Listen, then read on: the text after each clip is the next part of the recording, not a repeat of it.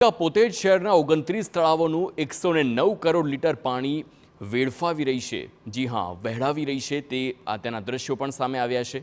વિશ્વામિત્રી પ્રોજેક્ટમાં વિલંબ થતાં વડોદરા નગરપાલિકાએ વિચિત્ર આયોજન કર્યું છે। ચોમાસા પહેલા શહેરના તળાવો 30 લાખના ખર્ચે ખાલી કરવાનું આયોજન કરવામાં આવ્યું। 29 તળાવોમાંથી 50% પાણી ઓછું કરી 109 કરોડ લીટર જથ્થો ખાલી કરાશે। એક તળાવ ખાલી કરવા માટે 1.5 લાખ નો ડીઝલનો ખર્ચ થશે।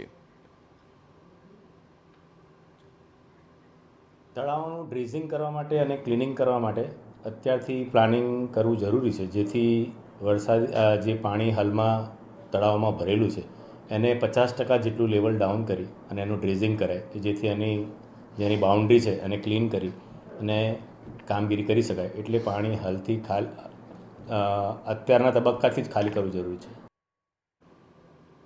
તો ચોમાસામાં વિશ્વામિત્રીમાં પૂર આવતા ભારે તારાજી સર્જાઈ હતી, જેને પગલે રાજ્ય સરકારે 1200 કરોડના ખર્ચે વિશ્વામિત્રી પ્રોજેક્ટ અમલમાં મૂકવાની જાહેરાત કરી।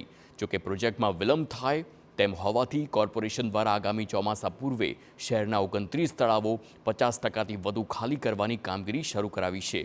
તળાવમાં પંપો મૂકી નજીકમાં વરસાદી ગટર કે કાંસમાં તળાવના પાણી ઠાલવવામાં આવી રહ્યા છે।